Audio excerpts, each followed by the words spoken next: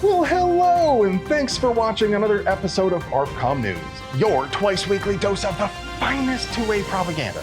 Now, I've told Patrick Adamiak's story here more than a few times.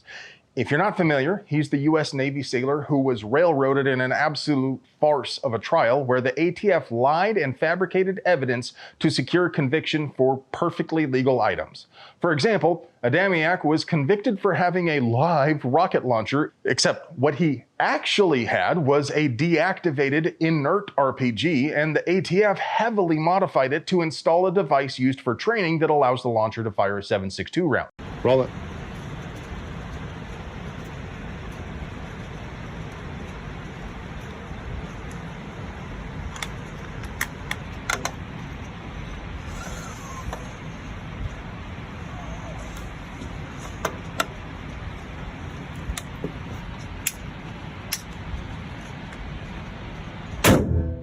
To get this to function, they had to install 5 components that Adamiak never even possessed, including a complete fire control group, and then on top of that, they had to claim that hypothetically, maybe he could have welded up that massive hole in the high pressure chamber, and if he had done that, then maybe the rocket launcher would have been functional. So they just went ahead and lied to the jury, saying it was a live rocket launcher, when it clearly was not. It's not a lie, if you believe it. Similarly, the feds claim that a Papa-Shaw upper receiver is an illegal machine gun. Problem is, the upper receiver on a PPSH-41 does not meet their own definition of what a receiver is.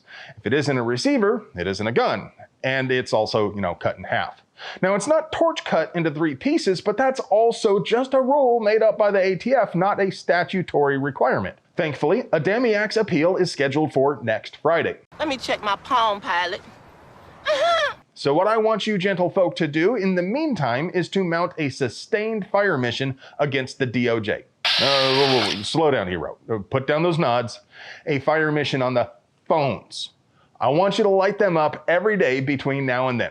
Call 202-514-2000, ask for the Attorney General's office, and demand that Pam Bondi drop the defense of this case and tell her to free all of the other political prisoners while she's at it. We need the pressure to be intense and relentless. Set a reminder on your phone or just call every time you poop, but keep the pressure up. Hang it, fire. Sends a message. A Houston homeowner just ended 2 dirtbags who were posing as police officers and claiming they had a warrant. Thankfully, the homeowner had a Ring camera and he saw there were only 2 of them out there and they didn't have any cop cars with them. When he didn't let them into the house, they started shooting and he shot back. If someone ever tries to kill you, you try to kill them right back. Thankfully, his shooting was a lot better, so he wasn't hurt, but the 2 bad guys took the room temperature challenge right there. Now, I'm telling you about this because last Friday, I opened the video by telling you about how 2 Farmington, New Mexico cops went to the wrong house and gunned a man down in his own home because he dared to answer the door with a gun at midnight. Some of you said Robert Dotson shouldn't have had a gun in his hand because he knew they were cops, but he couldn't possibly have heard them say they were cops given how timidly they announced themselves. Farmington, please. And some people were upset with me because they felt the cops should be able to defend themselves even if they put themselves in the wrong place to begin with, even if the homeowner was legally and reasonably armed. And that's where I have to disagree. Soldiers and Marines place the mission first. Their own personal safety comes after the safety of their brethren, non-combatants, and most importantly, accomplishing the mission. Good cops have that same attitude, and the only legitimate mission of law enforcement in a free society is safeguarding the rights of the people. The cops in this case placed their own personal safety above the safety and constitutional rights of Robert Dotson. And that is why they were wrong, even if they could legally justify the use of force. But even if Dotson had heard them, he had no reason to believe they were actually cops, as evidenced by that first story, and I kind of wondered how common this sort of thing really is. So I asked ChatGPT to look for cases from the last 5 years. Activate the droids.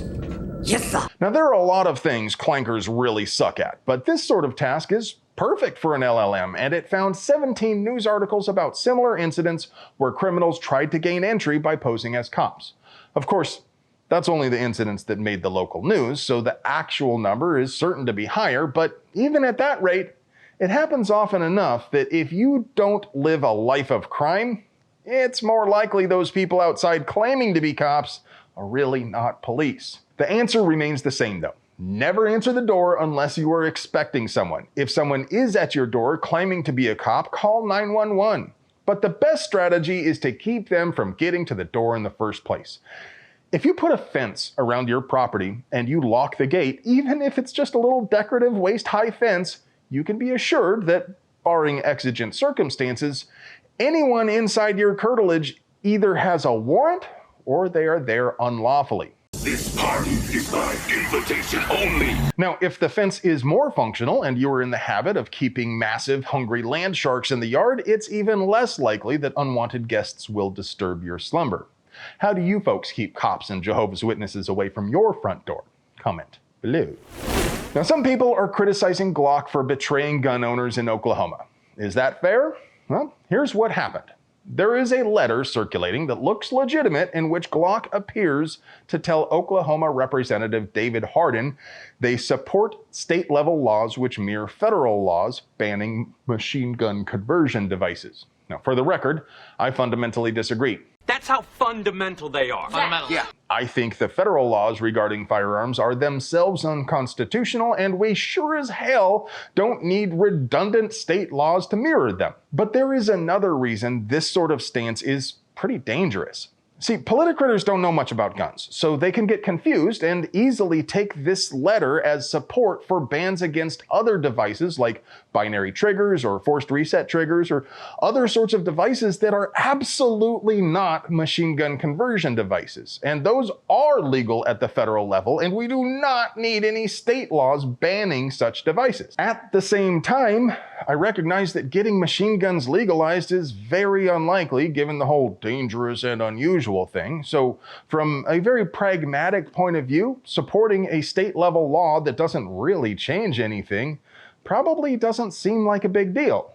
And Glock has some negative attention right now due to several frivolous lawsuits from states and local governments. Now, I have reported about these lawsuits before, and I will say it again, the suits clearly violate the Protection of Lawful Commerce in Arms Act.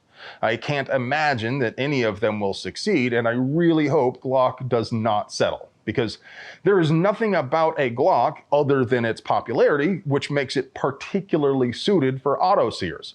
Glock has to tread a careful path to keep their various law enforcement and government contracts without upsetting consumers either, not to mention their international customers. So I guess what I'm saying is that while I am ideologically opposed to this move, I think I can get my head around the business reasons for it. What do you folks think? What would you do if you were Glock? What would you do if thousands of people depended on you to put food on their family's table? And now for your moment of Zen.